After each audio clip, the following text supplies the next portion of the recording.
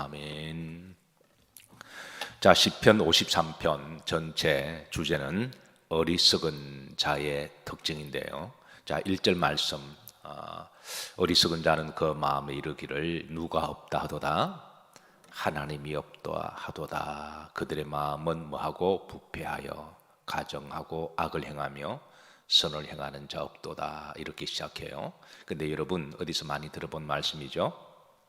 오늘 53편 1절이 시편 14편 1절에도 동일하게 나와 있습니다. 그래서 이 말씀은 우리에게 친숙한 말씀이기도 하고, 또 우리가 실제로 믿음 생활하다 보면 이 말씀이 또 우리에게 와닿는 친숙함이 있습니다. 어리석은 자가 누구냐? 기본적으로 그 마음에 하나님이 없다고 하는 사람이 어리석은 사람들임을 알려주고 있어요. 자, 시편 14편 1절에도 한번 우리가 한번 다 같이 한번 합독하시겠습니다. 어리석은 자는 그의 마음에 이르기를 하나님이 없다 하는도다. 그들은 부패하고 그 행실이 가증하니 선을 행하는 자가 없도다. 자, 동일한 말씀이죠. 자, 흔히 사람들이 듣기 좋아하는 칭찬 중에 하나가 있습니다.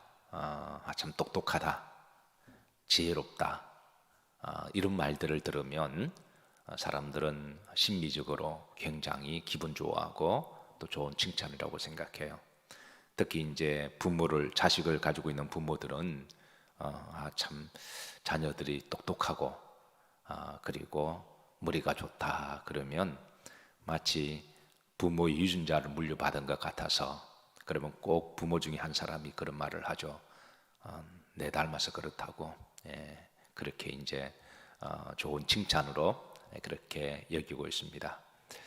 그런데 성경적 정의입니다. 세상 사람들은 똑똑하다, 또 머리가 좋다, 이런 정의는 이제 머리가 민첩하거나 또 이렇게 잔머리가 잘 돌아가거나 아니면 또 공부를 많이 해서 이제 그런 개념을 두고 이야기를 하겠지만, 그래서 무식하다라고 하는 것은 배우지 못한 사람을 무식하다 그러잖아요. 그런데 가만히 보면 옛날 우리 어르신들, 부모님들 많이 배우지 못하셔도 참 지혜롭고 똑똑한 분들이 많이 계세요. 또 그런가 하면 또 많이 배웠다고 하는 사람이 똑똑한 것은 잘 모르겠는데 얕고 악한 사람들도 의외로 많습니다. 그래서 이 지혜롭다, 이 어리석다라고 하는 이 정의를 세상적으로 이렇게 규정을 하면 이게 헷갈릴 때가 참 많습니다. 그래서 성경은 우리들에게 말하기를 누가 지혜로운 사람이냐, 누가 어리석은 사람이냐, 여기에 대해서 기본적인 기본기, 그러니까 기본에 대해서 알려주고 있는데, 어리석은 자는 그의 마음에 이르기를 누가 없다 하도다, 하나님이 없다라고 하는 사람도 어리석고, 또 인생을 살아갈 때 가장 기본이 중요한데 그 마음에 하나님이 없다라고 생각하는 사람은 다 어리석은 사람들이고 어리석은 길로 갈 수밖에 없음을 알려주고 있습니다. 우리가 사는데 기본기가 굉장히 중요하죠.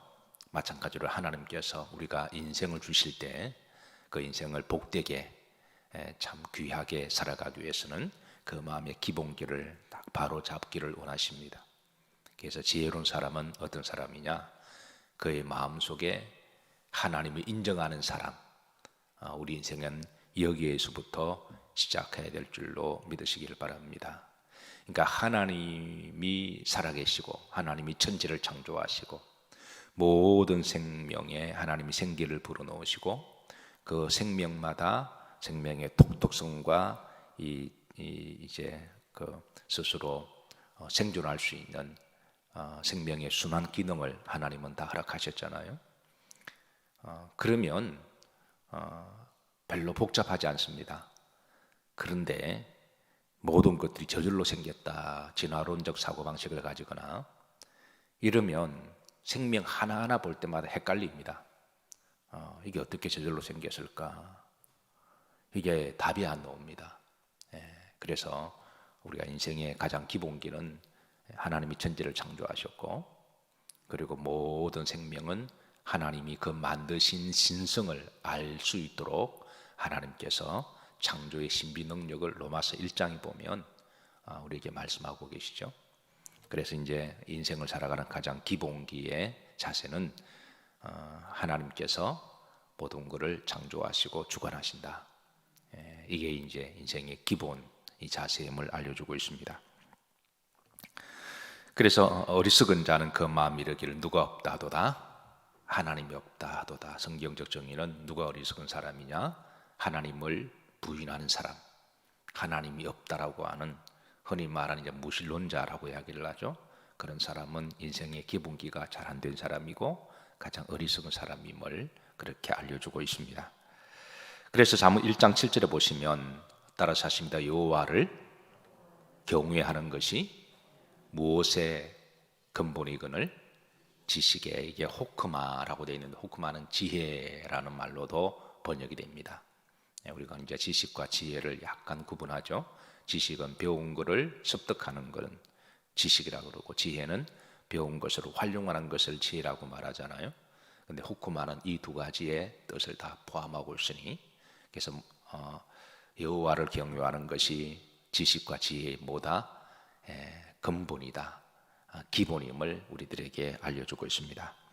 사랑하는 성도 여러분, 오늘 하루도 여호와를 깊이 인정하시고 또 여호와와 함께 믿음으로 살아가시면서 지혜롭고 복된 하루가 되시기를 주의 이름으로 축복합니다. 자, 1편 말씀 보시면 가로 안에 몇 가지 영적 정보를 주고 있습니다. 1절 표제에 보면은 다윗의 마스길 이렇게 했습니다. 저자는 다윗이라는 말이고요. 마스길은 영적 레슨을 담고 있다 그랬죠. 그러니까 다윗이 체험적으로 경험한 것을 하나님이 영적 레슨을 주신 것을 영감을 받아 기록한 말씀이 시편 53편이다. 그런데 그 다음 보시면 자, 인도자를 따라 마할랏에 맞춘 노래다 그랬습니다. 마할랏은 이 고통, 슬픔이라고 하는 뜻을 가지고 있습니다.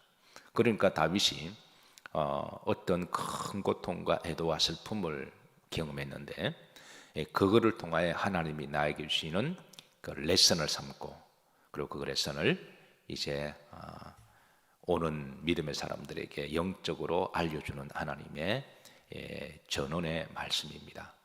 우리가 어찌 이제 고통과 아픔을 당하면 그냥 고통과 아픔으로 끝나는 사람은 있지만 또 그걸 통해서 깊이 묵상하고 또 은혜를 걸러내는 샘 깊은 곳에 물을 길러내듯이 그렇게 길러내는 분들이 계시잖아요.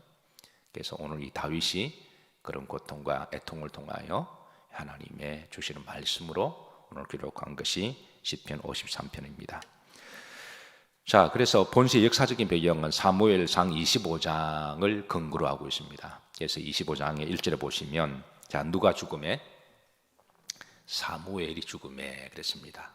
오늘 이 본시는 사무엘의 죽음과 그 배경을 가지고 있어요. 사무엘이 죽었습니다. 사무엘이 누군가요? 이스라엘의 정말 대선지자고 대제사장이죠. 육신의 아버지가 있다면 이스라엘의 영적인 아버지는 하나님의 종을 이야기를 하죠. 그래서 사무엘은 다윗에게 있어서 육신의 아버지 이새만큼이나 정말 가슴에 담고 있는 분입니다. 그 사무엘이 하늘나라로 소천했다. 물론 천국 가셨지만 육신적으로 내가 믿고 의지하고 존경하는 그런 영적 큰 거인이 이제 하늘나라로 간 육신의 이별의 상실의 고통을 다윗은 누구보다도 이 애통해하고 슬퍼했다고 하는 것을 배경으로 삼고 있습니다. 자, 그래서 사무엘이 죽음에 온 이스라엘 무리가 모여 그를 두고 슬피 울며 라마의 그의 집에서 그를 뭐한지라 장사한지라. 그래서 사무엘이 죽었다는 소문이 들리면서 이제 많은 사람들이 사무엘 집에 와서 애통해하고 슬퍼하는 그 장사 장례의 기간을 가지고 있는데 이때 이제 다윗도 여기에 참여를 해요. 그런데 다윗은 당시에 사울 왕에게 쫓겨다니고 도망다니는 신세여서 누가 보듯이 버젓하게 당당하게 이 사무엘 장례에 참석한 것이 아니라 몰래 아무도 없을 때 눈치를 봐서 그렇게 해서 이 장례를 참석해요. 그것도 참 마음이 씁쓸하죠. 그래서 그 장례에 참석해서 함께 슬피 울고 애통을 하고, 그리고 이제 어디로 내려가니라? 바란 광야로, 다시 바란 광야로 쫓기고 도망 다니는 그런 다윗의 신세를 배경으로 하고 있는데요. 자, 2절입니다. 이제 다시 바란 광야로 내려가서 이 마온이라고 하는 동네에 이제 잠시 좀 몸을 기대어 좀 숨어 지내고 있는 그런 상황입니다. 2절 다 같이 한번 합독합니다. 마온에 한 사람이 있는데 그의 생업이 갈멜이 있고 심히 부하여 양이 3,000마리요 염소가 1,000마리이므로 그가 갈멜에서 그의 양털을 깎고 있었으니 이르겠습니다. 마온의 한 사람은, 마온 동네에 사는 한 사람은, 이 사람 이름은 이제 나중에 이름이 드러나요. 나발이라고 하는 사람입니다. 이 나발이라고 하는 사람이 살고 있는데, 자, 그의 생업에 대해서 심히 부하다. 양이 3,000마리고 소가 1,000마리가 있으니까 당시에 그 사람 재산의 축적은 그 기준은 가축에 두지 않았어요. 그러니까 양이 3,000마리다. 그리고 염소가 1,000마리다. 이거는 지금으로 말하면 거의 갑부입니다. 엄청난 부자라고 하는 사람인데요. 그리고 이제 그가 양털을 깎고 있었다 그랬습니다. 양은 1년에 한 번씩 털을 깎아줘야 되죠. 그리고 양털은 캐시미어로서, 지금도 우리가 옷 걸으면 캐시미어, 지금 우리나라가 좀 잘 살게 되면서 지금 이제 캐시미어 제품들이 많이 나오는 것 같아요. 그런데 저희 어릴 때만 하더라도 캐시미어는 그런 옷이 있는지도 들어보지도 못했습니다. 우리 어릴 때에 그냥 100% 커튼 면 옷이면 그게 최고로 좋은 옷이라고 생각했거든요. 다 나일론으로 이렇게 섞인 것들, 폴리에스터 같은 거, 그것도 없어서.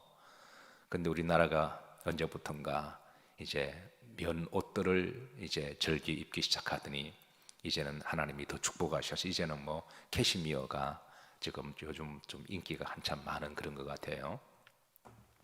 그 양털이 캐시미어잖아요. 이거는 뭐 지금도 귀하지만 옛날에는 이거는 뭐 엄청 귀한 거죠.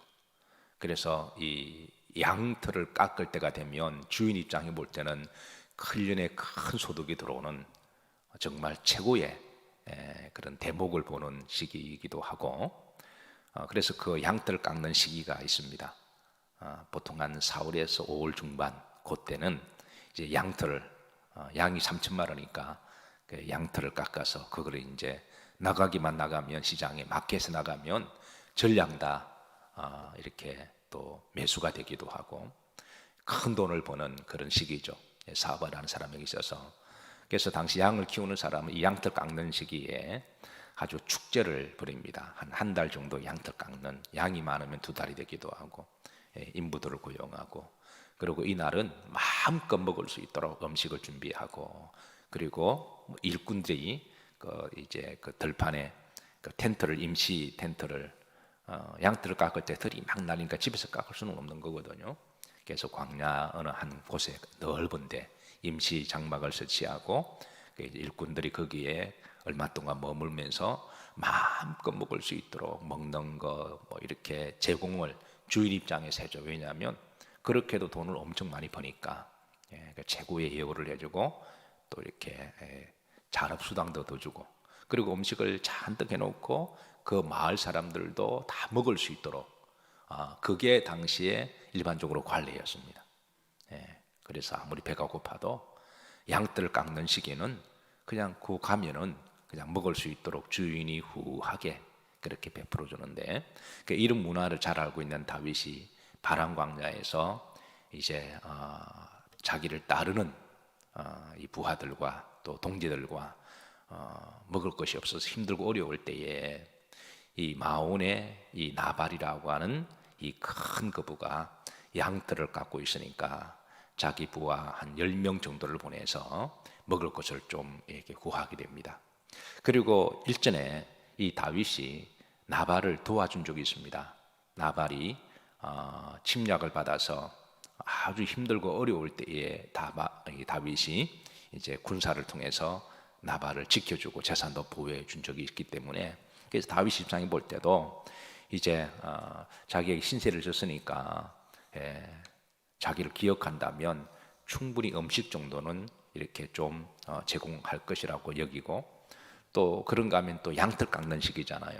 이때는 누구나 다 지나가는 이 객이나 배고픈 사람에게 음식을 그렇게 대접하는 게 일반적으로 관례인데, 그래서 다윗이 한 10명 정도 군사를 보내서 이렇게 나발에게 음식을 좀 구걸하게 돼요. 좀 이렇게 음식을 좀 주시기를. 근데 나발이 이런 지하에 거절합니다. 안면 탁 몰수하고 이런 지하에 거절해요. 이럴 때 다윗이 생각해 보니까 너무너무 괘씸하거든요. 배은망덕한 자이기도 하고 너무 탐욕적이고 그리고 너무 욕심적이고, 그래서 군사 400명을 데리고 내가 저 나발을 내가 하나님 이름으로 내가 처벌을 해야 되겠다. 그래서 이제 군사 400명을 데리고 이 마온에 직접 쳐들어가요. 나발을 내가 저 놈을 내가 죽여버리겠다. 그건 제 말이고. 그래서 이제 씩씩거리고. 그런데 나발의 아내 이름이 누굴까요? 어떻게 잘 알아요? 그 나발의 와이프가 아비가일입니다. 아주 지혜롭고 겸손한 여자입니다. 이 모든 정황을 알고 이 아비가일은 자기 남편이 너무 탐욕적이고 너무 무식하고 너무 어리석고, 그래서 자기가 봐도 자기 남편이 죽을 짓을 한 거예요. 근데 그냥 놔뒀다가는 다윗의 군사들에게 죽을 것 같아서 아비가일이 다윗에게 무릎을 꿇고 겸손하게 자기 남편의 어리석음을 용서해 주시고, 그리고 제가 어떻게 하든 제가 다윗을 도와서 군사들을 도와서 제가 먹을 것을 제공해 드리겠다고 그렇게 해서 싹싹 빌고 겸손하게 품위 있게 그렇게 다윗을 잘 이렇게 사과를 합니다. 다윗이 이 아비가일을 대하면서 느끼는 게 참 지혜로운 여성이다. 그리고 참 존귀한 여성이다. 남편은 참 탐욕적이고 참 이렇게 거칠고 배은망덕한 사람인데 어떻게 이런 남편의 이런 현숙하고 지혜로운 아내가 있을 수가 있을까? 그게 다윗이 감탄을 해요.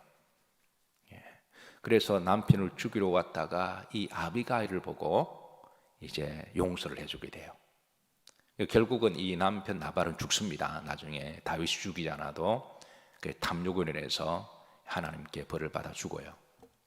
그래서 나중에 다윗이 이 아비가일을 또 아내로 맞이합니다. 그거는 좀 잘못된 것 같은데, 어쨌든 그 정도로 이 아비가일이 지혜롭고 현숙하고 덕 있고 겸손한 여인이었던 것은 틀림이 없는 것 같아요. 그래서 이런 배경 속에서 이제 오늘 시편 53편이 이제 기록을 가지고 있어요. 자, 이런 배경을 보시고 자, 다시 한번 1절 말씀 한번 합독하시면서 여러분의 마음에 좀 이렇게 새겨 놓으시고, 그러니까 어리석은 자가 누구냐 여기에 대해서 성질을 우리들에게 알려주고 있습니다. 오늘 1절에는 어리석은 자의 특징이 4가지를 알려주고 있는데요, 이것만 좀 간단히 보십시다. 따라서 하십니다. 어리석은 자는 그의 마음에 이르기를 누가 없다 하도다 하나님이 없다 하도다. 이 어리석은 자는 역사적으로 나발을 두고 하는 말이에요. 그러나 영적으로 보면 매 시대마다 어리석은 자가 있습니다. 매 시대마다. 그럼 어리석은 자는 누구냐? 첫 번째, 하나님이 없다는 사람은 여러분 우리끼리 하는 말이지만 다 무식하다 보세요. 또 대놓고 그렇게 말씀하시면 안 됩니다. 그러니까 우리끼리 인생의 기본이, 하나님 우리에게 생명을 주실 때 기본은 생명을 만드신 자가 있잖아요. 생명이 있으면 만드는 자가 있잖아요. 하다못해 우리가 시계 하나가 있어도 이거 만드는 사람이 있는데 이게 저절로 생겼다고 그러면 그 무식한 사람이잖아요. 비교할 수 없는 모든 생명체가 얼마나 생명의 놀라운 신비를 가지고 있나요? 그래서 하나님이 없다라고 하는 사람은 속으로 어리석다라고 하셔도 됩니다. 성경이 말씀하고 있으니까. 그래서 어리석은 자는 공부를 적게 배운 사람이거나 머리가 팽팽 돌아가지 않은 그런 사람이 아니라 기본적으로 하나님을 부인하고 없다는 사람은 어떤 사람들이다? 우리끼리 하는 말이니까 따라서 무식하다. 무식한 자들. 그래서 어리석은 사람은 특징이 첫 번째, 하나님이 없거나 부인하는 자들이다. 그게 무신론자든 진화론자든 간에 어쨌든 그건 어리석은 자들입니다. 자, 두 번째는, 자, 그들은 뭐하며? 부패하다. 부패하다. 이거는 이제 원죄의 속성을 이야기하는 거죠. 원죄와 쓰레기의 공통점은 놔두면 계속 부패한다는 거예요. 원죄는 빨리빨리 예수님의 피로, 예수님의 이름으로 우리가 회개하고 바로 버리고 정리해야 될 줄로 믿습니다. 죄는 빨리 정리를 해야지. 내가 하나님 앞에 잘못된 것들, 살아가다 우리가 실수도 하고 잘못도 하고 허물도 있잖아요. 그런 것들은 빨리빨리 정리를 해버려야지 집도 깨끗하고 우리 몸에도 냄새가 안 나지. 그걸 정리하지 않으면 계속 쌓이면 냄새가 나잖아요. 그래서 어리석은 자는 회개하는 법을 알지 못하기 때문에, 죄를 청산하는 법을 알지 못하기 때문에 그들의 심령 상태는 계속 원죄의 부패 상태로 그렇게 있다가, 그게 이제 세상의 여러 가지 죄나 그런 상처들이 합해지면 이게 점점 이렇게 이제 부패해지는 거죠. 자, 세 번째 어리석은 자는 가정한 무엇을 행하며? 악을 행하며. 부패가 계속 쌓이게 되면 이제 악을 행하게 되는 거죠.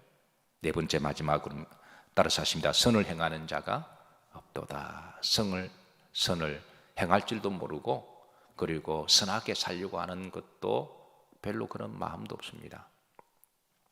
반대로 지혜로운 사람은 누구냐? 오늘 1절의 반대로 지혜로운 사람은 기본적으로 하나님이 살아계시고, 하나님이 천지를 창조하시고 모든 생명의 창조주가 되신다. 두 번째, 그들의 마음은 부패하지 않는 법을 알고 있는 사람들입니다.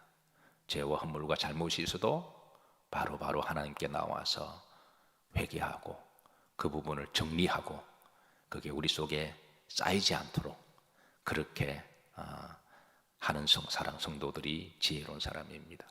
세 번째, 악을 행하지 않으려고, 가급적이면 악을 행하지 아니하고 나쁜 짓 하지 아니하고 남의 마음을 아프게 하지 아니하고 그렇게 하지 않고 살아가려고 하는 사람이 지혜로운 사람이죠.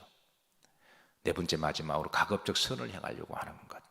가급적이면 선한 마음을 가지고 남을 돕고 섬기고 남을 배려하고 이렇게 살아가는 사람이 지혜로운 사람입니다.